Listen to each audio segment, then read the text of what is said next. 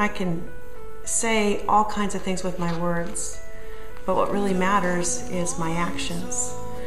All the individuals that matter to me in my life are going to learn far more by what I do than what I say. And I remember years ago when I was in college taking a group to a retirement care facility that I visited weekly.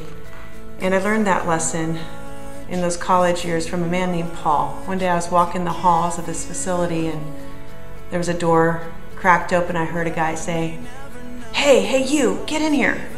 And as I looked, there's this old guy, and I decided, okay, I guess I'll go in this room and I can take him, nothing's gonna happen. And I walked in, and as he told me to sit on his bed, the only place to sit, he started to dig through a cabinet in front of me.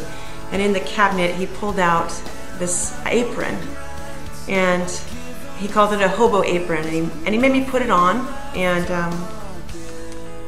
as I put it on, he started complaining about being confined to the retirement care facility, how he was a professional chef and they won't let him in the kitchen and he can't stand the food there, and just how miserable it is to just be in that little room with nothing. And he said one day it occurred to him that he still had life to give, and he took some money and purchased a sewing machine and decided to teach himself to sew. And as he learned to sew, he passed on to everybody he knew that he would sew any project they gave him for free as long as they would bring the supplies, that he had time on his hands, he wanted to give back, but he didn't have money to do anything, that he would just give his time. And as he continued to talk to me, I looked around his room, and in his room were portraits of Paul with different people. He had one with the Girl Scouts, and he had made something for their camp out, and then with some older ladies, he had made napkins for their tea, and the local school play. And as he continued to talk, here's Paul surrounded by all these people that he's touched by giving back with his life. And I noticed pieces of the fabric in the pictures represented in this hobo apron. And as he continued to talk, he said, that's for you. I give this away because I make hobo aprons out of all the scraps of those projects.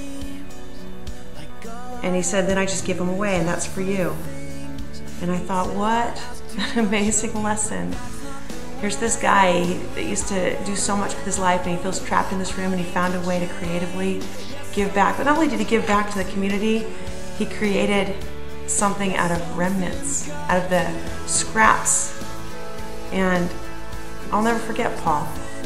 And as I age, all I can hope is that I would just be a little bit like him with my life. I would never lose hope. I would keep giving back.